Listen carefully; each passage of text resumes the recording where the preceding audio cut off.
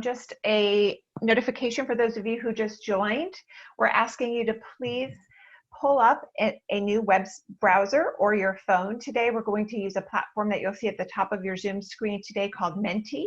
If you could go to the website mentee.com and type in the code at the top, you'll see a prompt for entering our first question, which is your name, position, organization, state, and zip. And we're going to use this to have conversations throughout today's session, as well as our chat box, which we'll get to in a moment. But for now, I'm going to pass the mic over to our president, Robert Boyd, to welcome everyone. Good afternoon or good morning to those of you on the West Coast. My name is Robert Boyd. I'm the president of the School-Based Health Alliance.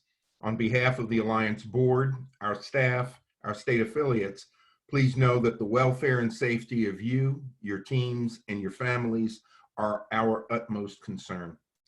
It's my honor to welcome you to today's SBHC peer-to-peer listening and learning session. We're so glad you joined us. We also have representatives from SBHA state affiliates, our state program offices, and as well as several members from our board of directors on the call. We're hosting these listening and learning sessions every week. While the Alliance does not have the answers, nobody does. We want to provide support to SBHCs by connecting like individuals and facilitating peer-to-peer virtual meetings where SBHC primary care and behavioral health clinicians can convene to discuss and share how they are responding to COVID-19. Please know that there are no right or wrong answers to the questions we're asking today, and this is just a start. We're interested in learning more about your individual experiences and your individual opinions. Now I'd like to toss it back to let me introduce our three facilitators for the day. Andrea Shore is our VP of Programs, Tammy Alexander, our Senior Director of State Relations, and Paula Fields, our Director of Programs. I'm going to toss it back to Andrea now. Please all, thanks for being here and stay safe. Thank you, Robert. And welcome everyone. Yes, I'm Andrea Shore, and we welcome you to today's listening and learning session. We are the School-Based Health Alliance, and we work to improve the health of children and youth by advancing and advocating for school-based health care.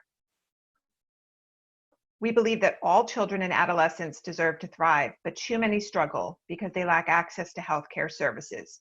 School-based healthcare is the solution, bringing healthcare to where students already spend a majority of their time, in school. Up on the screen for you today is a brief overview agenda of what we'll talk about.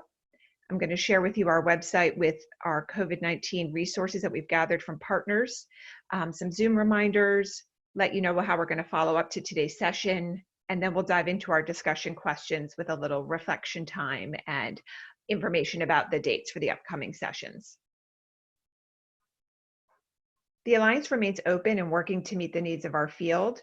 For more COVID-19 specific information, as well as updates for SBHCs and our Alliance efforts, please visit our website. Here's a snapshot on the screen for you to take a look at some of the resources we have posted online. We're also going to add some telehealth resources coming in the next week that we've gathered from partners as well. There are multiple ways for talking today. And so I just want to start out by letting you know, as you can see, we're using Zoom for our platform today, and we will be recording this session. We're going to post it on our website afterwards, so if you'd like to share with any colleagues or listen again, we will have it online. For now, you're all in listen only and mute mode. However, we invite you to participate in a variety of ways today. The first is through the Mentee Platform, which we started putting up at the start of today's session. Mentee.com is the website, MENTI, and we will repost a code for the Mentee discussion questions. It's a platform where we can ask and collect your responses. You're going to see responses scroll on the screen today, and then we'll be able to dive into further conversations through two mechanisms. You'll be able to talk in the chat box in Zoom. And then also, if you raise your hand, if we can go to the next slide, please. I'm going to show you your Zoom control panel. There is a raise your hand option at the bottom. If you click on raise your hand, then that's our indication to unmute you. And then you can share verbally some more information with their peers on today's session. Please recognize we have over 100 people and growing right now on today's Zoom. So we're going to do our best to manage all the conversations. But if we don't get to everyone, we do invite you to enter information into the chat box, because we're going to collect all of the chat box and Mentee responses and share summary reports out to participants. We're also going to do a few things after today's call. We're going to send you up a follow-up email containing the slides and a link to our COVID-19 resource page that we put up before. We'll share a recording of this call on our website, like I mentioned. And then we're going to include an invitation to you to join the Basecamp group. Basecamp will allow for continued collaboration and resource sharing. It's a real-time online communication platform that helps teams stay on the same page. And it's a great place where we can share websites, PDF resources, if you have sample clinical policies and practices that you've started to adapt for telehealth. This is a place where you can upload and share with peers and ask each other questions. I do want to call out that the chat box will definitely continue to collect information as well. I dropped into the chat box already a few resources that have been shared with us from the Mid-Atlantic Telehealth Resource Center. Most of them are very specific to clinicians if you're starting up telehealth, particularly for the first time. So please do feel free, if you have anything that you can share with each other, even in real time today, please do use the chat box. Okay, today's topic is telehealth, and we're focused on school-based health center clinicians. So thank you so much for joining today. We're going to start out our conversations by using the mentee.com website, as I mentioned earlier. So if you haven't yet, please pull up a web browser and go to mentee.com. The code is at the top of the screen here. Looks like a lot of people have their name, position, and organization in here. And what we'll do is, as we get a few more responses, we'll keep moving on to new questions as I call them out.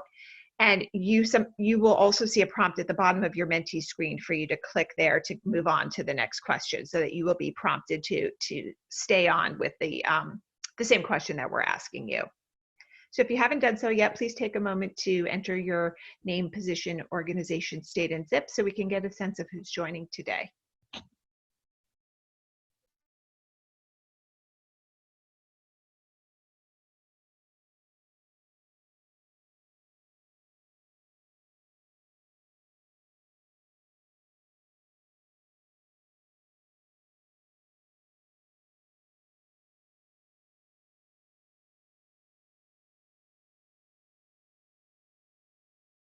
Also, for any reason you do struggle with getting to Mentee, if it's not working for you, you can feel free to just put your information right into the chat box.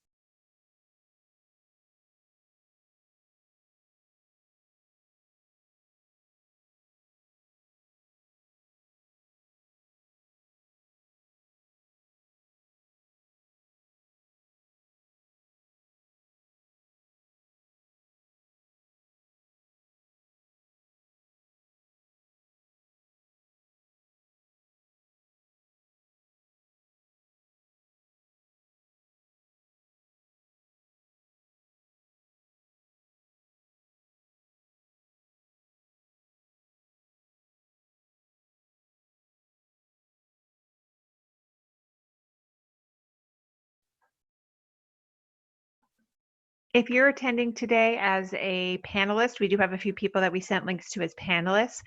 I invite you to please, when you enter anything into the chat box, please go to the drop down that says to all panelists and attendees, so that everyone can see your responses. Otherwise, it just goes to the panelists and not everyone can see your information. Thank you.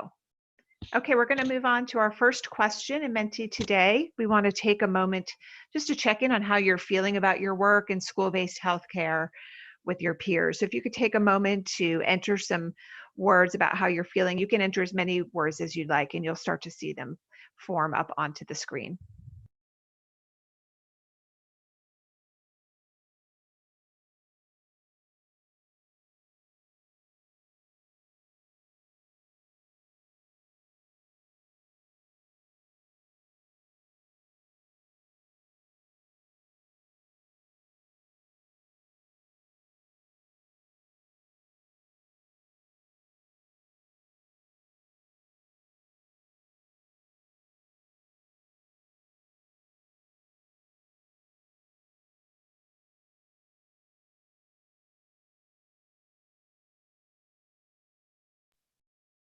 I see uncertain staying quite big in the middle. That means anything that stays large in the word cloud means it's been entered several times. Hopeful. That's great. Thank you for sharing. Thank you so much. I see some frustrated in the chat box as well.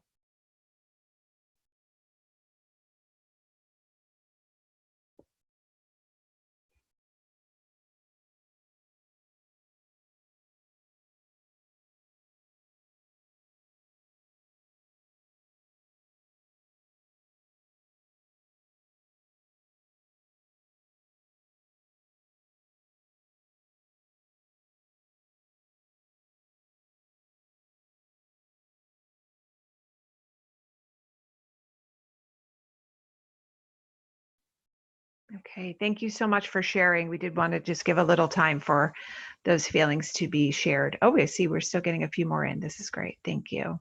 Anxious, uncertain, and hopeful rising to the top. Frustrated. Yes. Thank you so much for sharing. Okay, we're going to move on to our second question, please. This is going to start leading us into our discussion conversations. We'd like to ask you to take a moment to please share any immediate challenges, concerns, or fears specifically related to COVID-19 and telehealth in school-based health centers.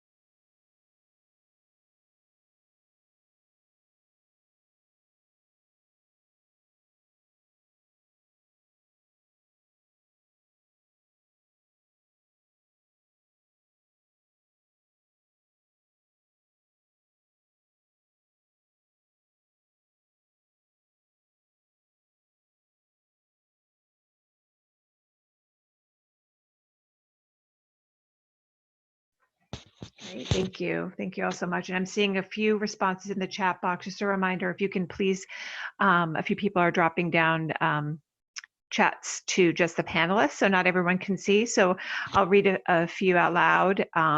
We've got confidentiality and especially in sexuality conversations.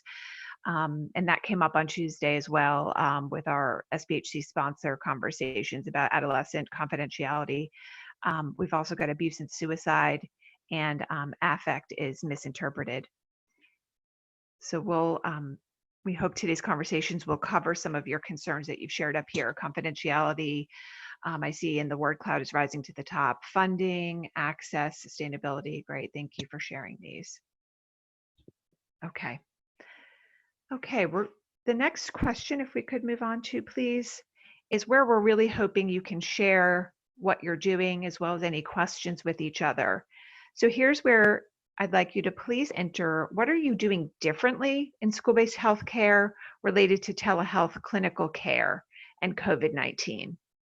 And then we'll start to call on some people to please share more. Anything you'd like to expand on, please do share in the chat box. But if you can start here in Mentee sharing, what are you doing differently in school-based care with telehealth and COVID-19 for clinical care?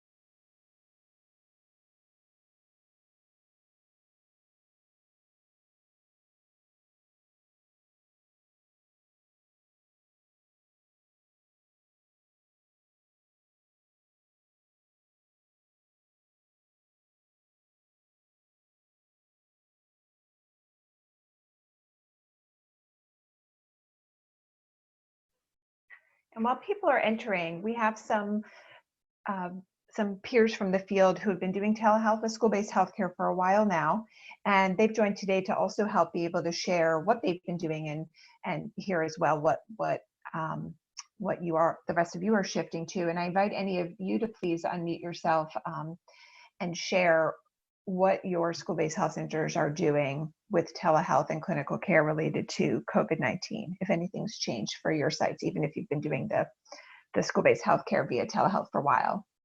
I invite either Dr. Balaban or Karen Parker's on, Dr. King, anyone who wants to start to share about your clinical care protocols and procedures or anything else related to clinical care.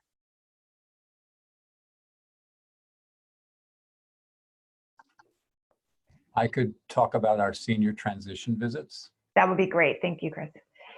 So we like to do a senior transition visit since many of our students are leaving our care and going off to either college or the workforce. And we think it's really important to review their problem list, their medication list, their allergies, update their prescriptions so that they have a cushion of several months. Ideally, this would be done with a physical exam, but chances are these kids have been seen by us before. And so it's actually pretty reasonable in my eyes as a pediatrician to be able to send them off with just a review, some education, but just a lot of checking on where they are vis-a-vis those problem lists and allergies and medication lists. So those are, I think, totally legitimate, and I think anybody could do those, phone or video. Great, thank you, Dr. Coley. Thank you so much. And Jennifer Gordon, you're sharing some really great information about what's happening in Virginia. Do you mind unmuting yourself and sharing, please? Sure. So we are just amazed with what has happened with our behavioral health services and our school-based telehealth initiative since the schools closed. Before the health emergency was put into place, we were typically having somewhere between 12 and 15 telehealth visits per month, therapy visits with our provider partner, with the student at school in a private room, having their therapy visit through telehealth. But then once the schools closed, we were concerned about those visits ending and the continuity of care for those students. And that was due to regulations in Virginia that were in place that said that the therapist could not have a telehealth visit with those students at home. So very quickly, those regulations were lifted, and our provider partner was able to quickly put in place, due to the fact that we already had telehealth in place, initiating those therapy sessions with the students at their home. We use Zoom technology, and the student can easily connect with the therapist via phone, or if they have a tablet or a laptop at home.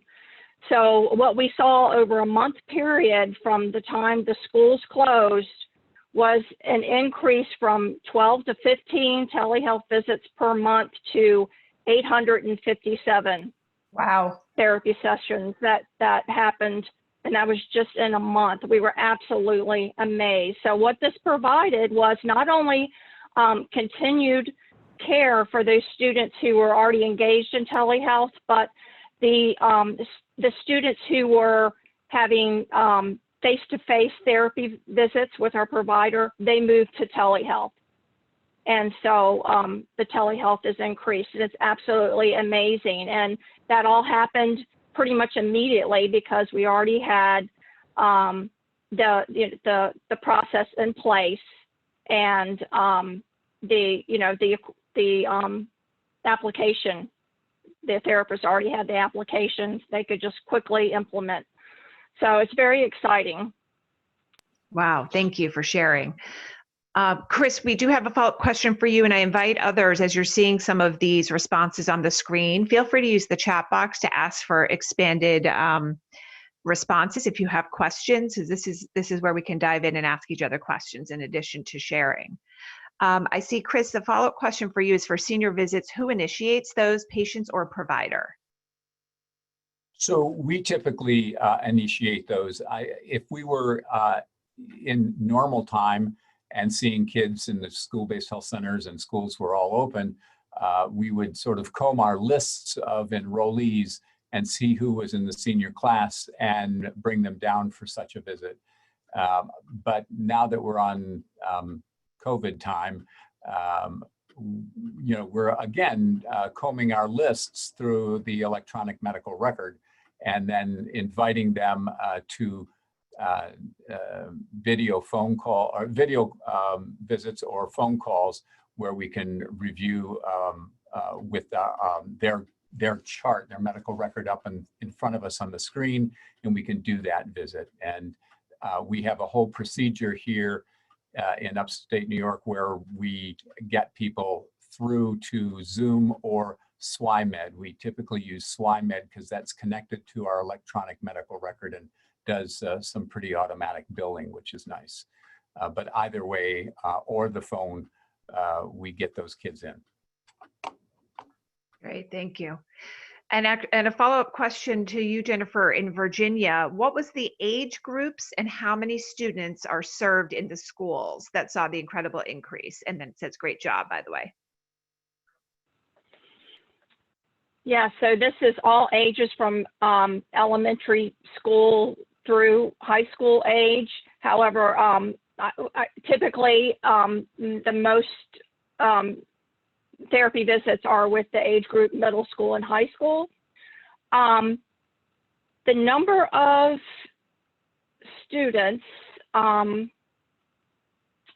let's see, bear with me a minute because I'm looking back at my notes. So from March 16th to April 17th, just a 1-month period, and our schools closed mid-March.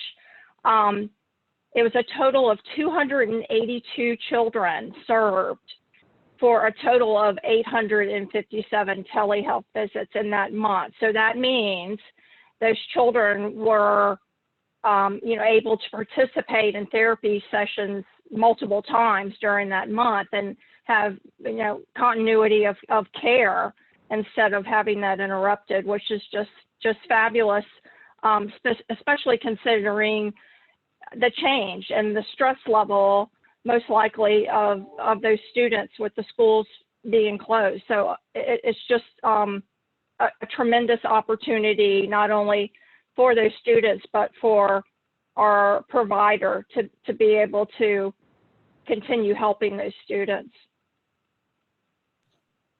Thank you. Thank you, Jennifer. A general question to the group. If somebody would like to speak, please raise your hand and we'll unmute you. We see a question asking, what type of outreach are you using to bring new students into services? So assuming that telehealth is new or increased for some of you, what type of outreach are you using? Does anyone want to raise their hand and share your telehealth outreach strategies? This can also be from those who have been doing telehealth for quite a while. I see we've got a few of our clinicians joining who've been doing this for quite a while. So anyone feel free to raise your hand or unmute yourself if you're a panelist.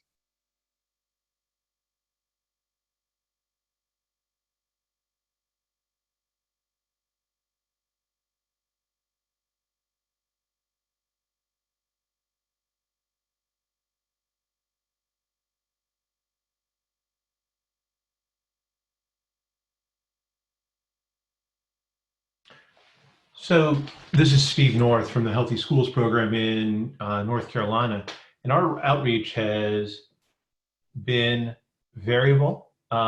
We've got a couple of interesting projects going on. One is that some of the nurses in the 9 counties that we cover have taken home their devices and are holding pop-up clinics that support the folks in their neighborhood. And because we use family nurse practitioners, we're able to see just about anybody. And And so we're continuing to see 10 to 13 patients, I believe, a week right now.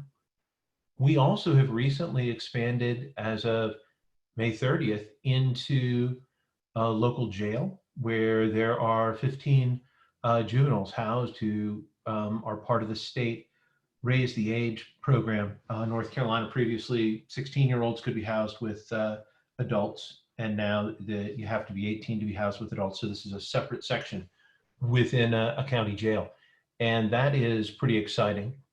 We've also lent out some of our equipment, one to several units to our local federally qualified health center, who are using the units to do car visits and other remote visits, and some to a local hospice program. And they're experimenting with what they can do to provide improved care at home.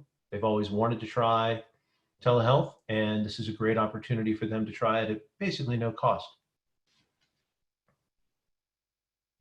Wow, thank you. That's really interesting. Anyone else want to chime in on outreach strategies? This is Lori Swanson, and I work for Every Child Pediatric School-Based Health Centers in Colorado. Can you hear me okay? Yes, you're good. Thank you. Okay, great.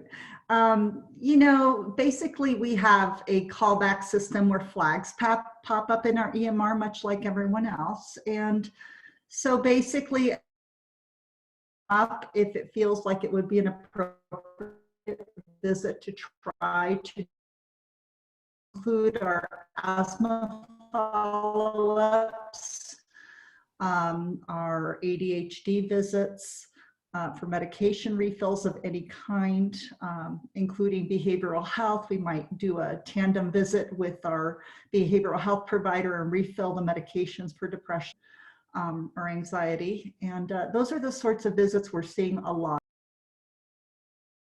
Great, thank you, Lori. I see Amy Carlson chimed in here on the, just a panelist. Amy, could you unmute yourself and share a little bit about your targeted messages? I think you should be able to do yourself. If not, we can unmute you.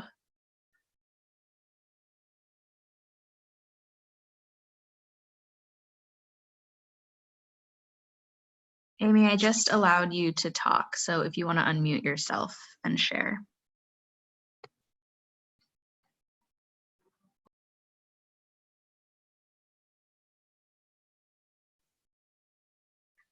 Oh, we can't hear you. All right, Amy, if you figure that out, let us know and raise your hand, and we can unmute you again. I see in the question in the chat box also, it came up on the screen. Can whoever shared in Mentee about the sanctuary model expand on that? Can you raise your hand and then we'll unmute you? We're curious to hear what the sanctuary model is.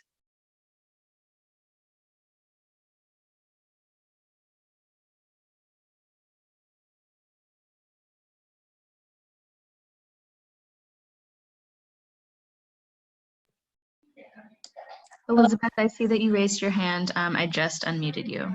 Yes, hi. My name is Elizabeth Fitzgerald, and I'm a clinical supervisor for school-based with Deschutes County in Oregon. So the sanctuary model, for those of you who are not familiar, is a model of trauma-informed care. And it serves a dual purpose in that it teaches skills that are rooted in the neurobiology of trauma that can be used for staff as well as clients. So the model comes with a toolkit, and we began implementation in, I want to say, May of last year. And so staff now have been trained in the first 4 modules of the toolkit. We were able to get those trainings completed just prior to the pandemic, which was very timely. And so I am the lead of that implementation project. And as such, I've been teaching the tools to my staff who are now also using them with our school-based clients and even some of our community partners, so our medical sponsors. And then for the last 2 years, I've also been conducting trainings for our school partners, so school faculty, teachers, administrators, and that's been really exciting. Wonderful. Thank you. You're welcome. Dr. King, I wanted to give you a chance to share what you're doing at Medical University of South Carolina, either related to outreach or anything else you wanted to share. Sure. So we're doing we have primarily a telehealth-based clinic in general. I'm sorry, I have a coworker who really likes to. No problem. We get it. And so, you know what? I'm going to let Kelly Garber jump in. Okay. Hi, everyone. It's Kelly Garber. Can you hear me okay? Yep, you're good. Thank you. So yes, at the Medical University of South Carolina, we have a large school-based health program where primarily we do telehealth in most of the schools within the program. We have a handful of schools where we have in-person care as well as a layer of telehealth in addition to that in-person care. But the majority of the schools across the state are telehealth based, where we do synchronous telehealth with the school nurse serving as our telepresenter. Since the advent of COVID-19, we've had to, as everyone has, sort of jumble and scramble to figure out how to reach our students, because many of them are in very rural areas, often with a digital divide. So our team, our nursing team, has been reaching out by phone to connect through doxy.me to do our chronic care follow-up visits, so for ADHD or asthma management. And so they'll call the parent by phone. If they have access to a phone, a tablet, or can borrow one to do a doxy.me visit, then they will same day schedule is working best. So they'll same day schedule with one of the providers to do a video visit for that follow-up.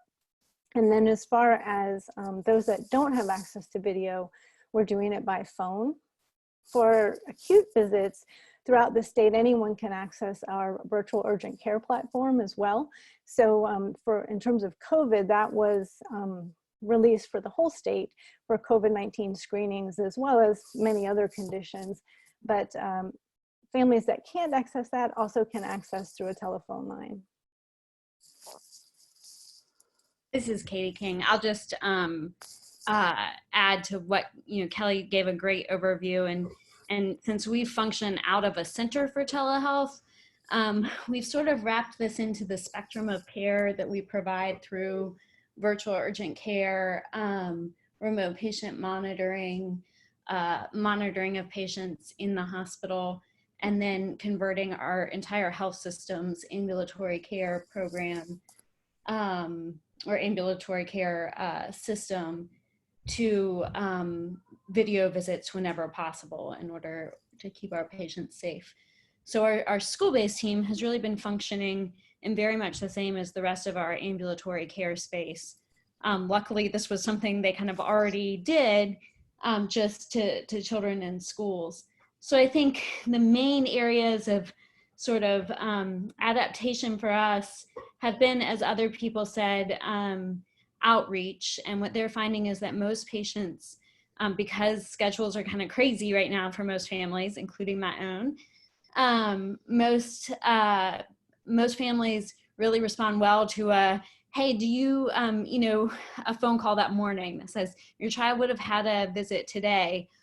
Will that work for any time today? And usually families say, yeah, let's do it in like 10 minutes.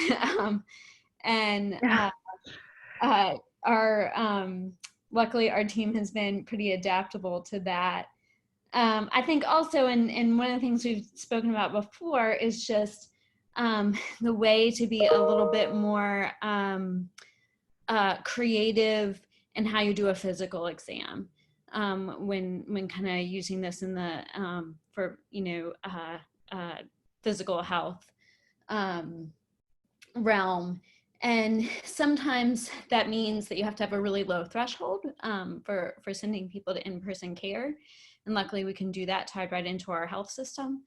But also that you can kind of use the tincture of time and check in on folks a little bit more often if need be. Great, thank you. And on that note, does anyone else want to raise their hand, or if you have the option to just unmute yourself if you're a panelist?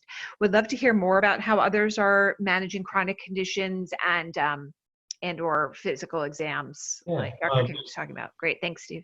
Yeah, this is Steve North. And I think first and foremost, you can use patient-generated vital signs in your differential. You need to document them in the note that they're patient-generated, but they are still relatively valid. My digital thermometer in the office is no more accurate probably than a home digital thermometer. Additionally, as clinicians, we often do a physical exam while visualizing the patient and kind of do that intrinsically.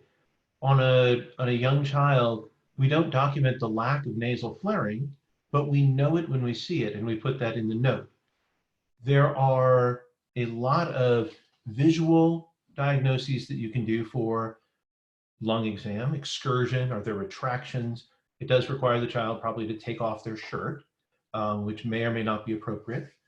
Our colleague Stormy Williams from Dallas talks about evaluating an abdomen by having a child jump up and down. If they can jump up and down, the likelihood that this is acute appendicitis or gallbladder is incredibly low. And maybe it's anxiety, maybe it's reflux. So skin stuff, obviously you can do, and range of motion with ortho is also possible. So you can still do a pretty good physical exam, but I really like Katie's recommendation of serial visits and increasing the questions you ask in your history as well. Great, thanks, Steve. Anyone else, before I move on to some other questions coming up in the chat box, anyone else want to share about chronic conditions or physical exams and new strategies or best practices you found? I'd like to second a lot of what Dr. North just said. And I'm doing both telemedicine visits and doing face-to-face visits in my office here in Cooperstown. And I have to tell you that doing a physical exam behind masks and visors is not ideal. And it, in many respects, it's limiting as well. So I think that if you can assess kids, for instance, for a strep throat assessment, you can do virtually everything except feel their lymph nodes and determine whether they actually need a throat swab or not. And similarly for many other conditions that our mentors would blanch at the thought of what we might be doing, but under the circumstances, I think they're pretty darn good. Great. Thank you so much, Dr. Collier. Anyone else want to share? Just checking to see if anyone raised their hand. I see a question following up to that. I think to these comments from you all. Traditionally, providers rely partly on visible and nonverbal communication when assessing patient needs. How are you handling that? If Chris or Steve or Kelly want to speak to that.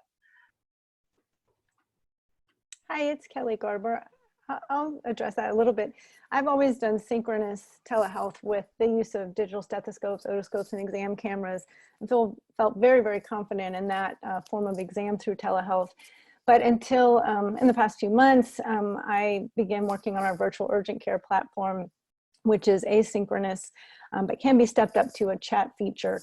And it's been interesting to me as a clinician. I do rely a lot on sort of assessing the whole room and the parent and the patient and the experience while you're listening to what information is being provided. And so for me, it was a bit of a learning curve to feel confident in the fact that I'm basing my clinical decision on the information I'm provided at that time. And so I try to ask questions in different ways, if I need to step it up to a chat for more detail. But really, at least as a nurse practitioner, I was always taught that, over 95% of your assessment is based on that history, and that the physical exam is there to support and help finalize that diagnosis. And I have really found in doing hundreds of these asynchronous visits in the past few weeks that, that I feel very confident that we can do good assessment. Now, the platform you need to make sure is specifically appropriate for assessing children. If not, then I think the real-time chat really makes a big difference in terms of getting the information that's needed, but also just realizing that you're making the decision, just as you would in the exam room, on the information you have at the time.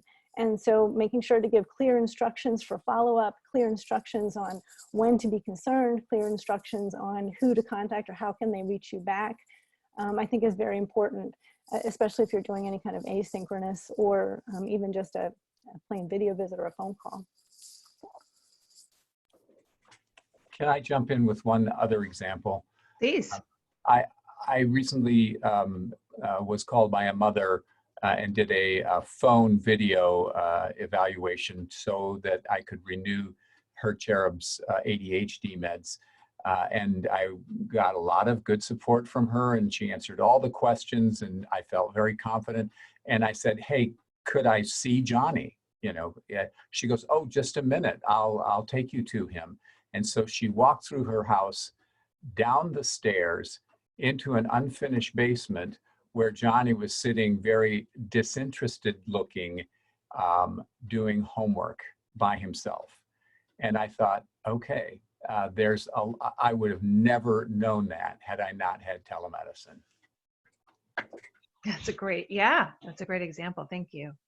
This is Katie King. I have to like chuckle and just really appreciate that comment, because I think this is the perfect kind of sharing of the traditional like home visit that doctors have done, and some people still do, in order to really understand their patient's environment.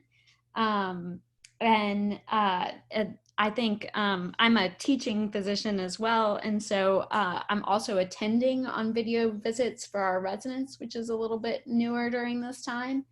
And so to have that information to kind of bounce off of our residents has been really important, and just a great teaching tool for them to really think about their patient's whole family and environment, and how that impacts the decisions that they make and how they partner with that family. Great, thank you. I see a few questions coming in related to mental health that I'm just going to shift to, but certainly feel free, we can continue to chime in on primary care as well. One question that came into the chat box is, how are clinics assessing for managing potential crisis mental health situations once that's been ascertained after the initiation of a session? And again, you can go ahead and feel free to raise your hand at the bottom of the Zoom screen, and we'll call on you. So how are you assessing and managing potential crisis mental health situations? As other people jump in, Andrea, this is Steve again. This is one of the reasons that I feel that it's really important to have connections in the local community where you're providing care, and being able to get mobile crisis involved and have them evaluate the individual if needed. If you're not able to do the full evaluation and planning because of all the moving pieces by yourself, that goes for primary care as well, that we shouldn't be providing care where we cannot refer an individual to the next level and make that warm handoff to the urgent care center, the emergency department, their primary care doc, to get the ingrown toenail removed or have the abdomen examined. Great, thank you. Thank you, Dr. North. I see two people raising their hands to chime in on the mental health question. Maddie, who do you want to unmute? Elizabeth, I unmuted you, and Angela, I'll unmute you so you can talk after. Okay.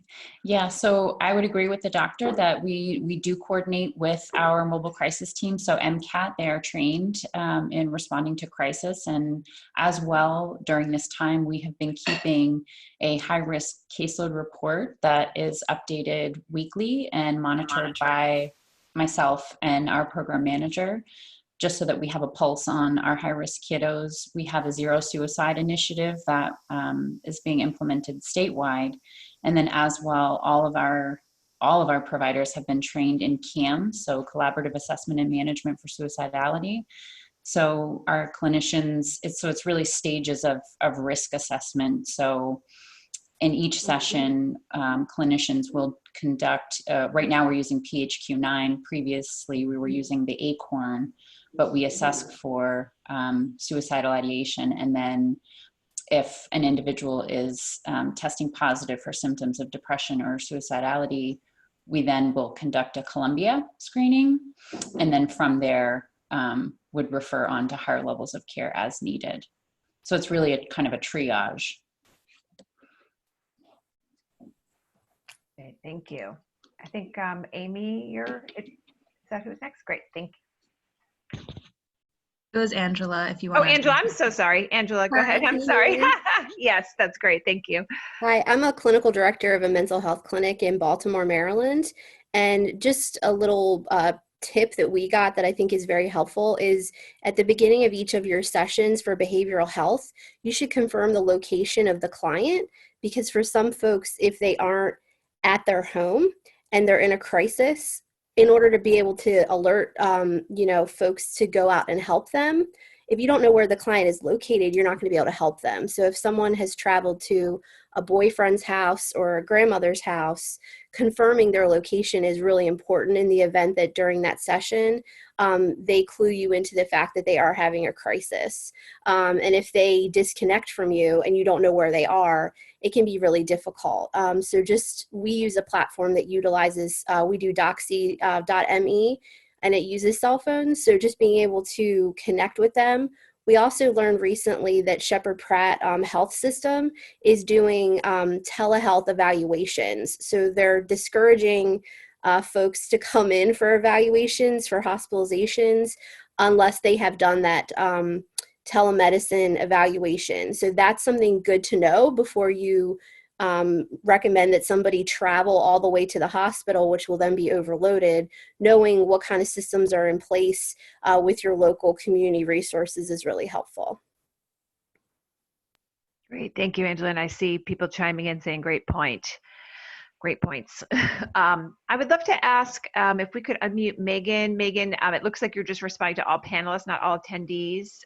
So just a reminder, everyone in the chat box, if you could select all panelists and attendees so everyone can see. Megan, do you mind sharing you've got some really fascinating strategy with your daily response, your daily surprises that you're doing related to mental health, if you could share with us. Can you hear me? Yes, great. Okay, perfect.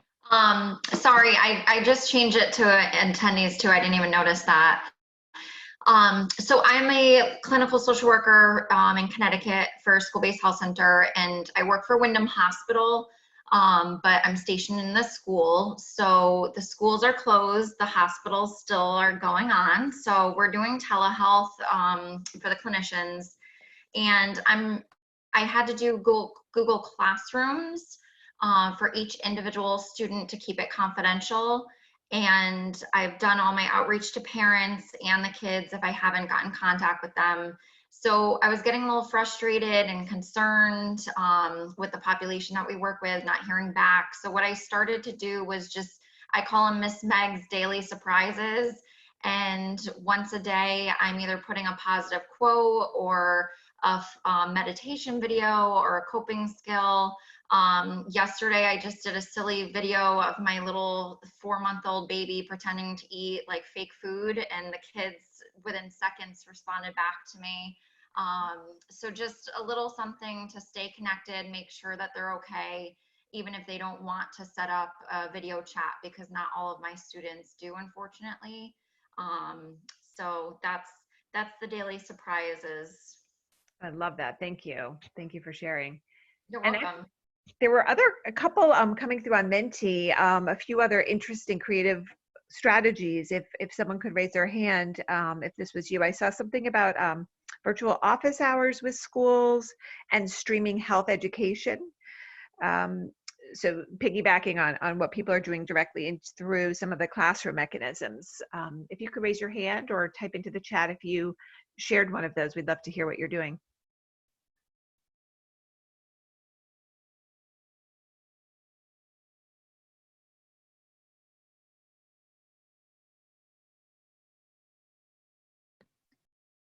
Tedra, I saw that you raised your hand, so you can talk now. Yes, hi, this is Tedra Perkins from Odyssey Family Counseling Center. So with one of our preschools, we have our clinician doing office hours to where they are available via Zoom, and they put in a link and the password, and we send out a flyer to the entire staff and the parents to let them know that every day from during a particular hour, they are there to help parents and teachers with just the transition during this time. So that could be classroom management, that could be time management for parents. We're also going to do different topics around stress and anxiety, time management for parents, and different things that's helping the families during this time, definitely because we can't see them face to face, and we know that this is a difficult transition for everyone. Great, thank you. You're welcome. Anyone else who wrote about streaming health education to the classroom, or I also see a virtual health fair? Any other unique techniques like that to share?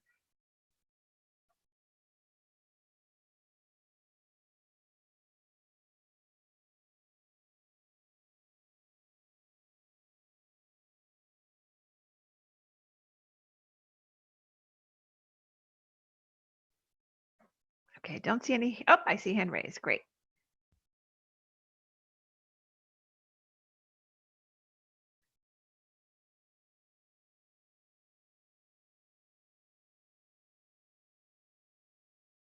I'm sorry, I had to unmute.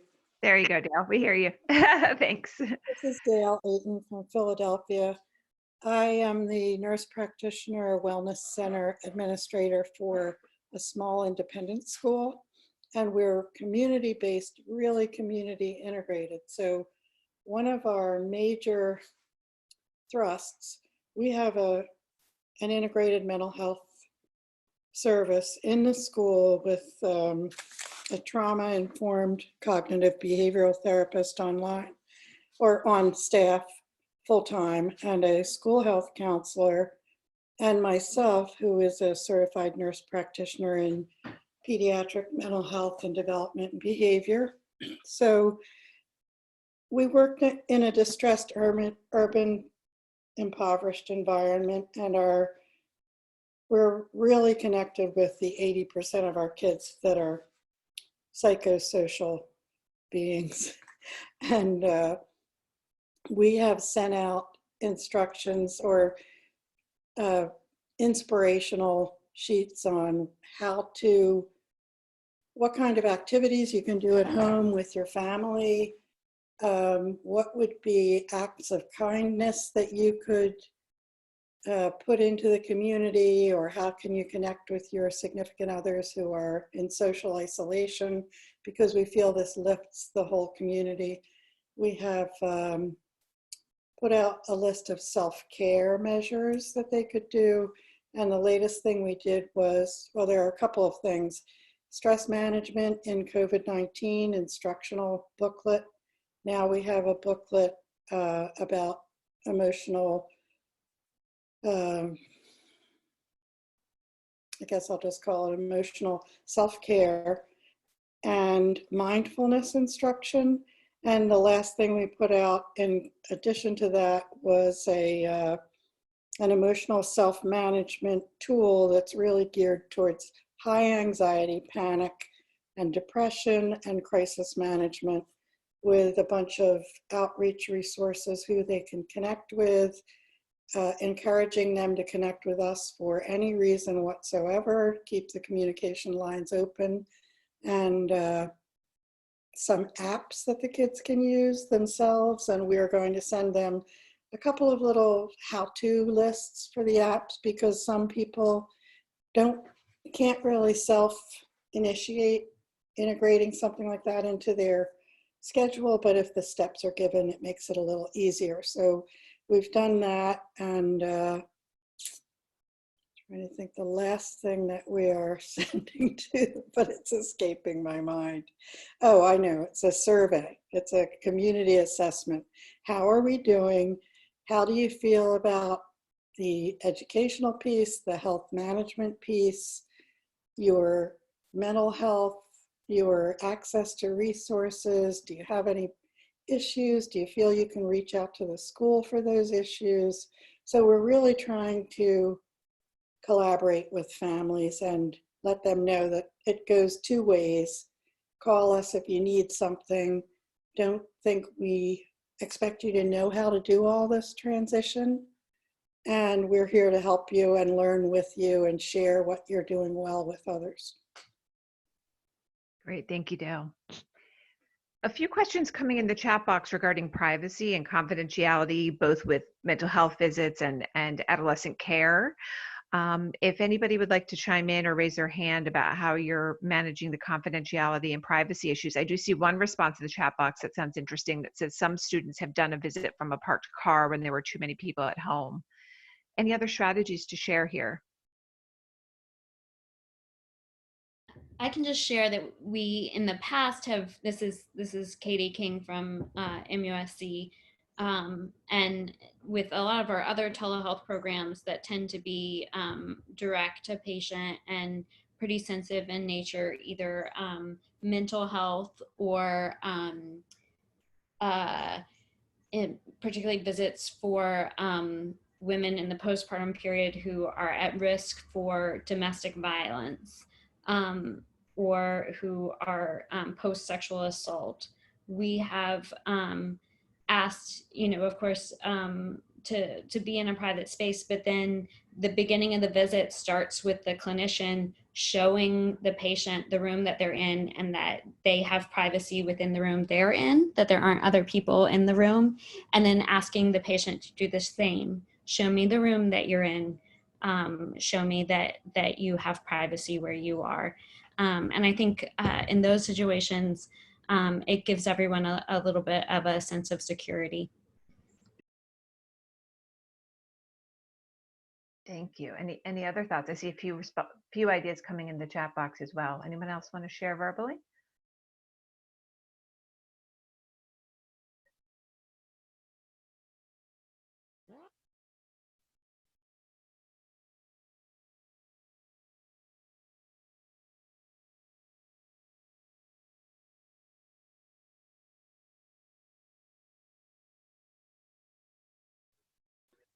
Okay, and I do see a question. Are all of your communication avenues that include video approved by your organization? Probably particularly for those of you who are jumping into using that now as a new practice. Is your sponsor organization overarching approving this?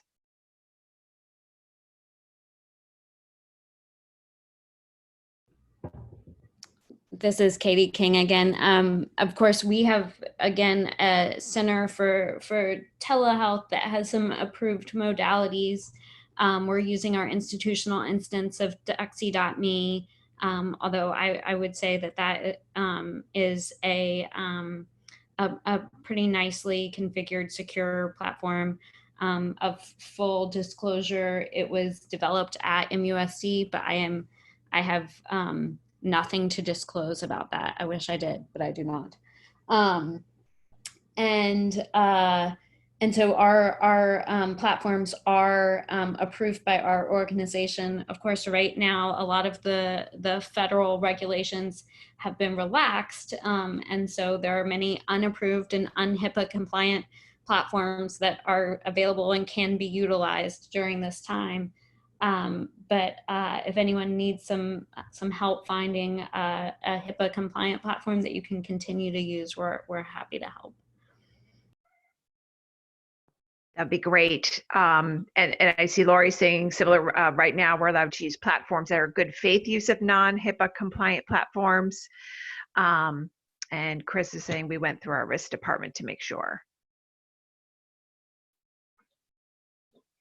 Hey, it's Kelly Garber again. I just want to add to that people should really make sure that their state laws have either an executive order or a waive, because some telehealth state laws require HIPAA compliant video conferencing. So just because the HHS has allowed relaxing of that regulation, if there's a state law that requires HIPAA compliant video communication software, then you want to be sure that you are in fact using that rather than a FaceTime or Skype type platform.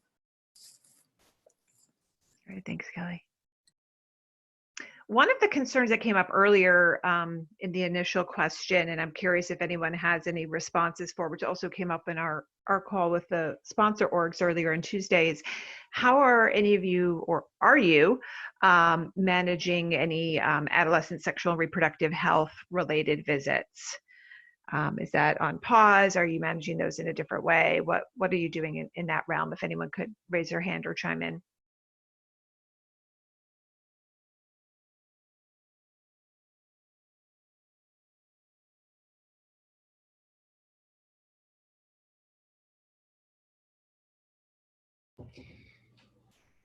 This is Katie King, and I can't offer a lot of experience because we have some state regulations that keep us from really addressing those issues within our school-based health centers. And obviously there are some of those visits that would require a physical exam within our ambulatory pediatric clinic where I'm an attending physician. We're trying to keep those as much as possible, and again, make sure that those are private visits and try and keep those confidential. Of course, this is a great way to, when working with teenagers, you always want to keep things confidential, but also say, it would be really helpful, don't you think, to have mom support in this? And sometimes the home environment makes that a little bit easier. But otherwise, really keeping that confidential. It's not a time that we debated, do we put some of those visits off? It just made me really nervous in the same way it makes folks nervous to delay vaccines during this time. It makes me nervous that teenagers would be going without birth control at this time. So we've tried to preserve those whenever we can. Great, thank you.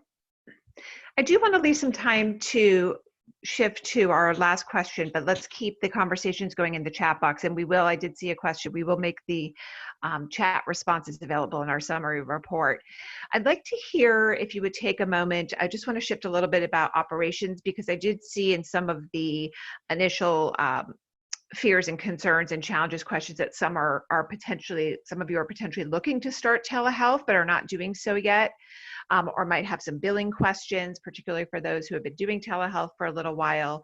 So if you could take a moment to share in Mentee back in your browser or on your phone, and of course feel free to ask any questions in the chat box. What are you doing differently in school-based healthcare telehealth operations related to COVID-19?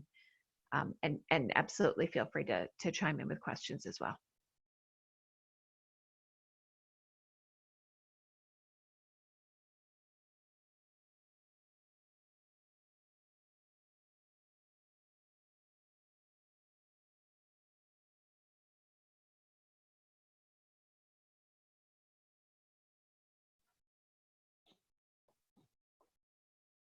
This is a place for you to share anything beyond the very specific clinical care practices that you were just sharing, but is there anything related to operations that you're doing differently that you'd like to share or ask about?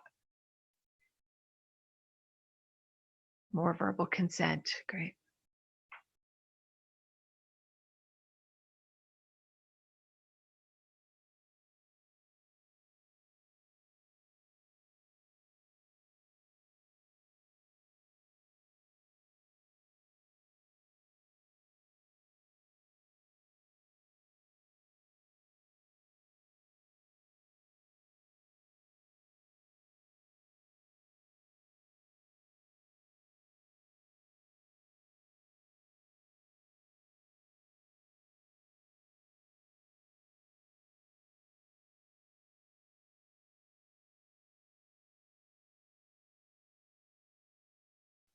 And speaking of operations, I see could we unmute Lindsay? Do you mind sharing, Lindsay Neptune, a little bit more about the report that you were running to call patients? That sounds like a new operations practice that you've put into place. Could we unmute her, Maddie? Yep, Lindsay, I just allowed you to talk, so you just have to unmute yourself.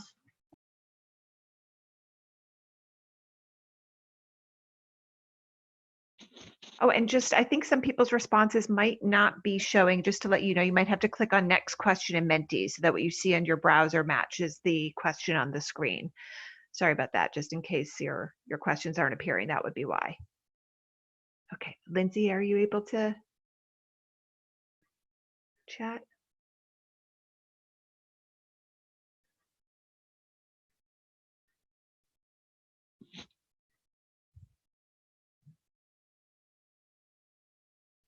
Not hearing Lindsay. Okay.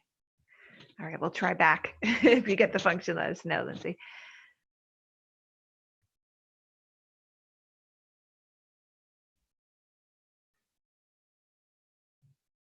I see a couple responses up on the screen so far. Any new operations or startup questions or comments you'd like to share?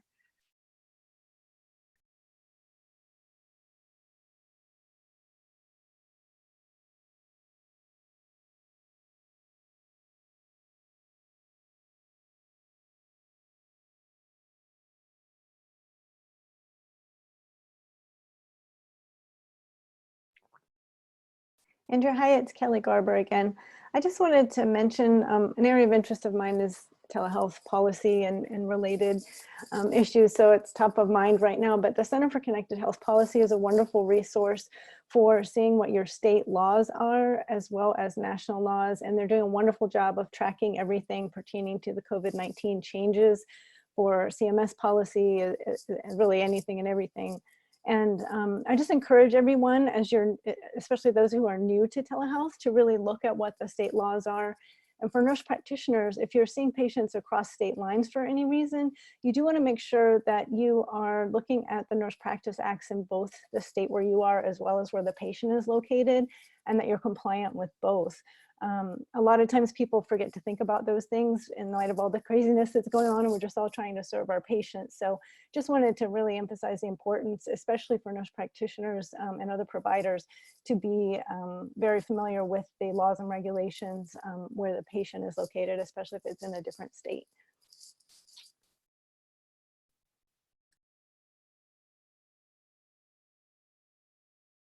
That's great. Thank you, Kelly. And I'm also going to put in the chat box another resource. I put a few in at the beginning, and I'm going to share another one from our federal partners who fund the telehealth resource centers across the country. And there's a consortium of them. And they've recently posted up telehealth and COVID-19, and they have a lot of resources up there, particularly for people who are shifting to telehealth for the first time. And I definitely second what you just said about the Center for Connected Health Policy regarding billing practices. It's a fantastic resource.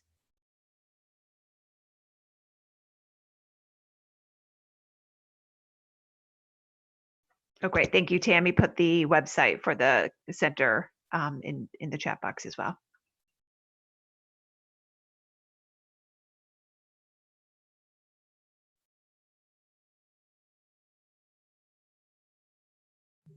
So I do see something up here about registration form and permissions and consent coming in a little bit here. Can anyone share what they're doing that might be new practices or what you're finding to be very promising practices related to getting consent now that everybody's at home? How are you shifting and getting consent for telehealth? Or for those of you who've been doing telehealth, any ways that you're reaching your families who are now at home?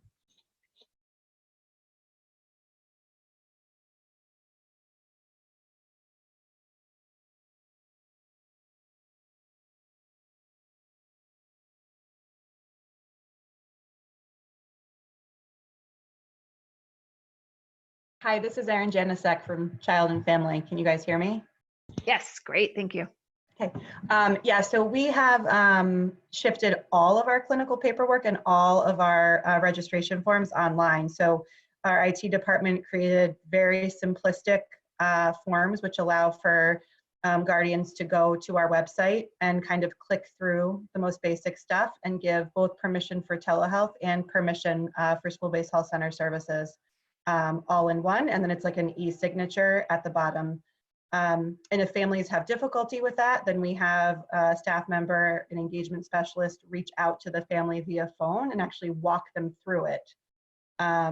to be able to do it. If they don't have internet, we've actually set up Wi-Fi in our parking lots.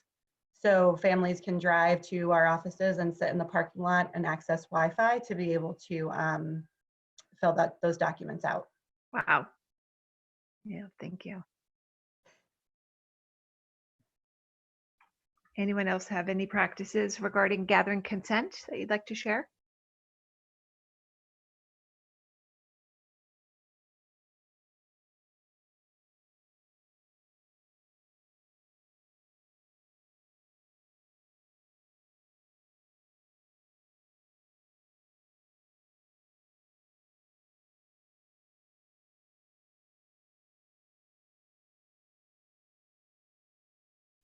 Okay, we'll move on from that for right now.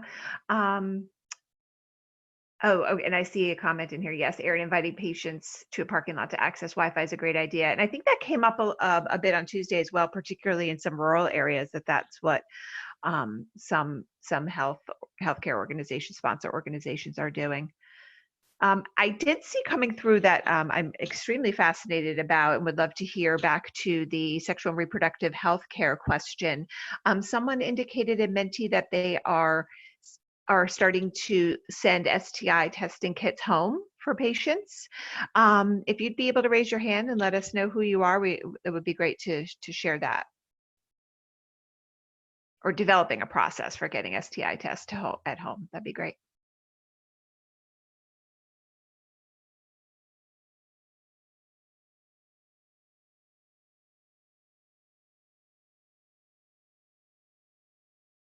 Hi, Andrea. It's Anna Kaskin. Anna. How are you? Hi, Dr. Kaskin. Of course you're. Oh, I'm so glad you're here. Go ahead and share, please. Yeah, so literally this is happening right now. There is a program out of Hopkins that is mailing STI testing kits to patients. And it's only, I think it's running in DC, Maryland, and Alaska. And in Maryland and Alaska, they send them the return postage. So they send the kit, the patient self-swabs, and then they have the return postage to send it back. We were in DC, the patient has to pay their own return postage. So, and for everybody else on the call who doesn't know me, like Andrea, I'm from the Anacostia High School School-Based Health Center in Washington, D.C., MedStar Georgetown University Hospital. And so we were thinking that the return postage for our patients would be a huge barrier. So we're thinking about how can we sort of tweak it a little bit so that our patients can do the testing at home if that's their preference. So we're just thinking about what would the process look like? Could we use couriers? And then we started talking about, well, what would we do for the guys? Because they're probably not going to swab their urethra at home. So how could we get them to collect the urine? And that's a little bit more tricky in terms of collecting the urine, and such a small amount that has to be put into the vial. So we're just really throwing out ideas and trying to figure out how we could do this so that our patients can continue to stay safe and get treated. Wow, that is fascinating. Okay, but it's only available locally right now, it sounds like. Well, so the program, that program is only available in DC, Maryland, and Alaska. And so we're just trying to think of what we could do for our particular patients so they don't have to pay the postage. But maybe there are other schools that could come up with something similar. Got it. Okay, thank you. Okay, yes, great. I did see this coming through on Mentee and then a question about it. Could the person who wrote that they have a single session mental health consultation form in which they then gain consent, could you please raise your hand and share more about that?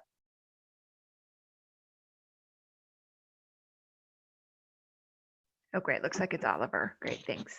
Well, this is Oliver in Walla Walla, Washington, and I'm the clinical supervisor for the health center. And we provide a lot of person-centered, in-place mental health interventions at the schools. And what we discovered is that we were providing a lot of services without good documentation, and that we were providing these services without, even though the student consented, we weren't documenting that the student had consented to participate.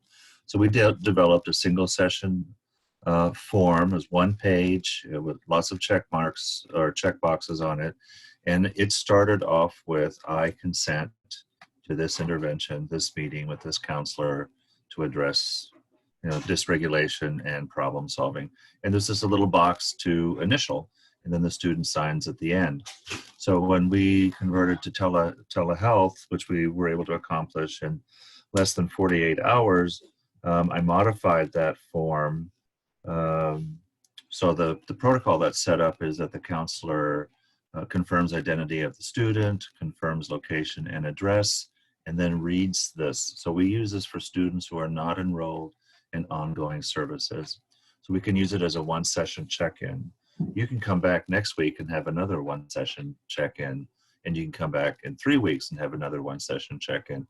But it's a way of getting consent for this one-time meeting, which in many ways we approach as sort of a crisis intervention approach. And so we've just modified that to be able to use it in terms of the telebehavioral health. So we kept many of our students when school closures continued. Some of them wanted a plan to pause for when the schools opened. When they didn't reopen, we did a second and a third outreach, and we've had students coming back. And we are now also receiving referrals of students needing check-ins who are not formally enrolled. So that's how we are going to serve those students. And we are, depending on how it works out in the next few weeks, we may or may not develop online intake assessment process. The clinicians are using measures. They're directed to use measures such as the GAD-7, the PHQ-9 to assess for anxiety and depression. And I'm developing now a protocol for how to address the situations where a crisis suddenly emerges, where someone is actively self-harming or actively suicidal. So. Wow, thank you. Oliver, are you able to, I saw a question in the chat box, on the Basecamp communications platform after, do you have a template of your consent that you'd be able to share with the group? Sure. Wonderful. How would I do that? So after this session, everyone's going to get a follow-up email, and it will include an invitation to join our Basecamp platform. And once you're in there, everyone will be able to continue chatting with each other and uploading resources. Okay. But you can also, if you have any struggles with it, we can reach out to you, or you can reach out to us. We'd love that. Okay, thank you. This has been a great meeting. Thank you. Oh, wonderful. Thank you so much.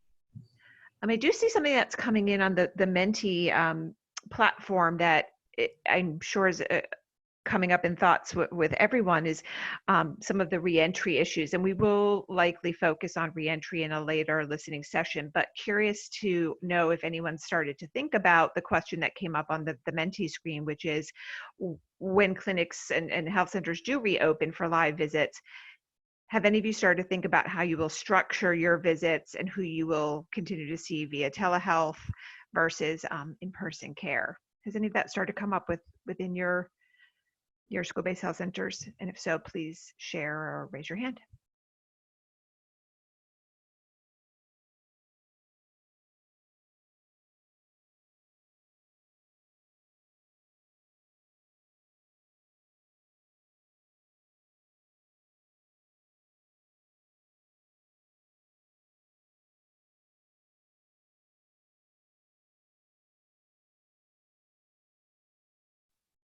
I would maybe ask also Kelly or Dr. King, would you be, I know you're one of the sites that does both in-person and telehealth visits that you've been offering for many years. Would you mind sharing how you determine which are your telehealth visits and which are your in-person and what that looks like?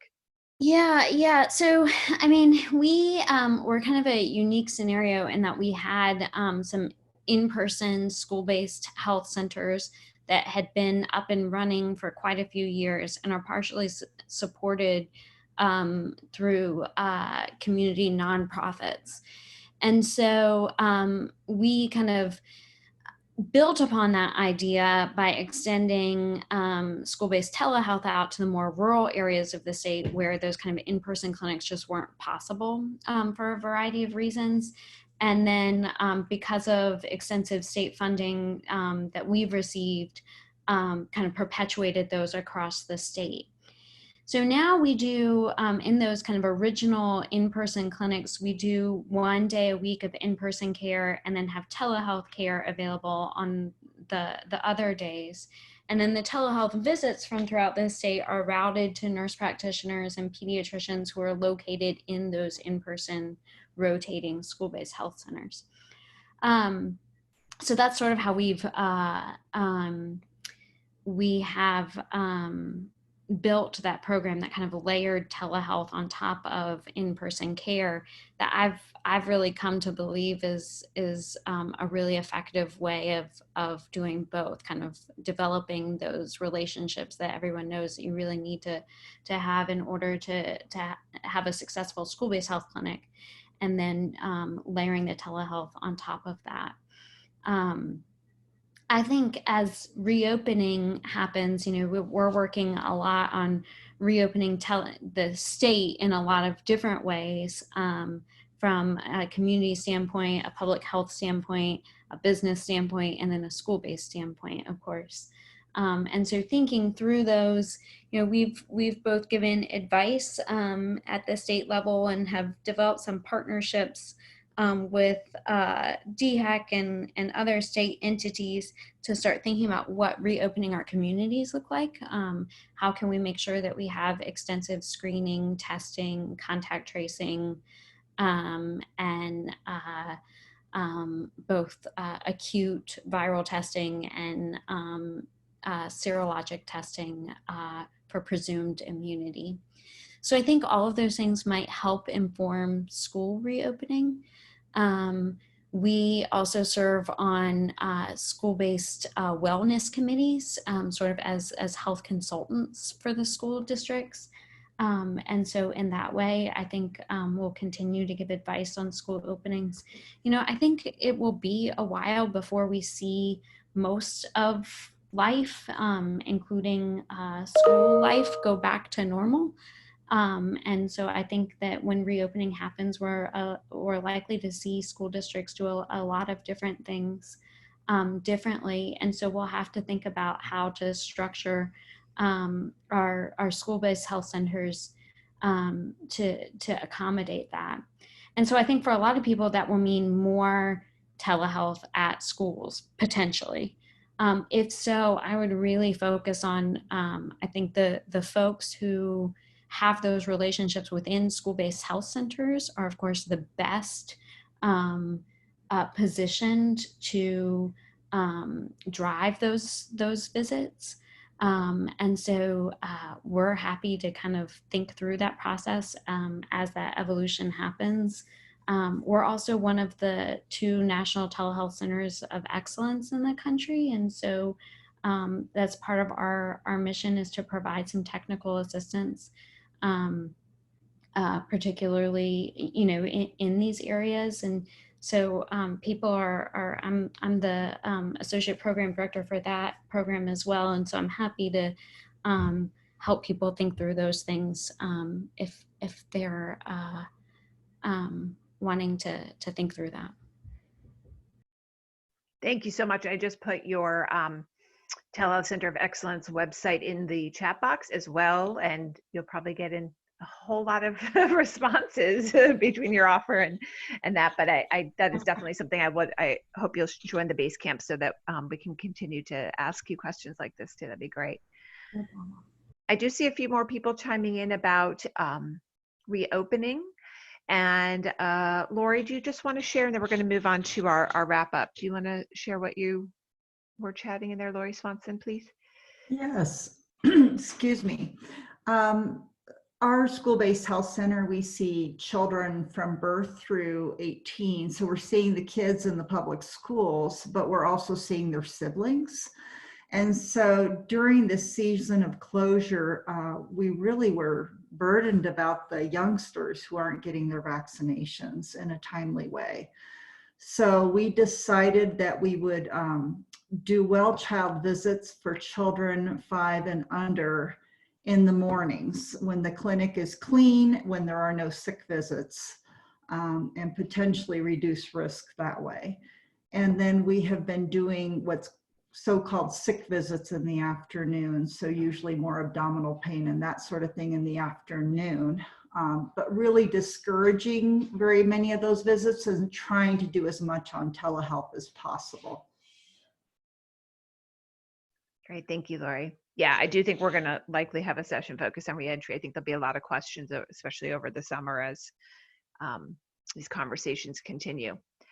All right, we're running towards the end of our time today, so I would love to ask you to please fill out a few closing questions to help us plan our future learning sessions and learn from today. If you could go back to your Mentee screen and click on the next question at the bottom of your browser, that would be great. We're going to ask you a couple wrap-up questions, including, was this session useful for you?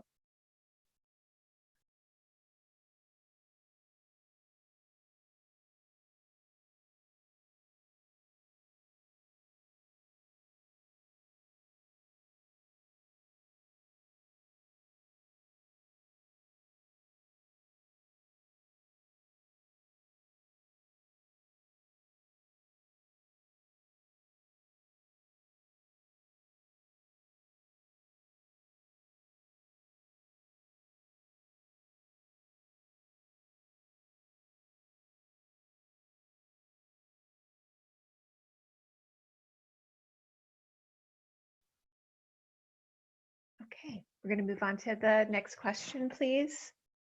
If you could please rank the following topics based on your interest in seeing them covered in future listening and learning sessions, that would be great. And then our next question will be an open-ended for you to add any other potential thoughts for topics.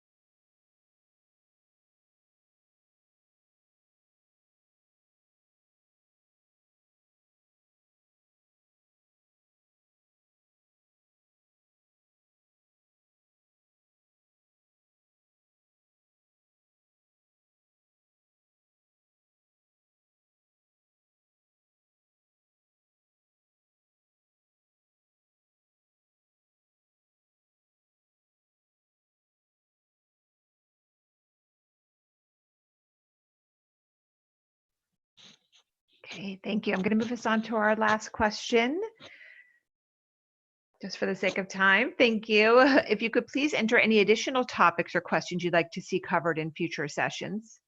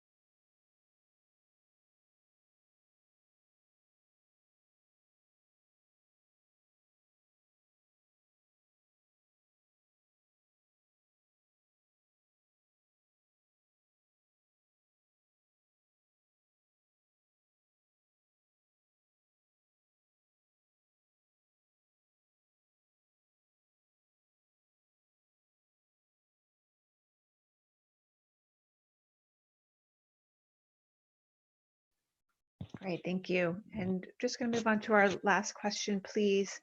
What suggestions do you have for how we facilitate our next listening and learning sessions? Are there any operational suggestions you have for how we actually facilitate these?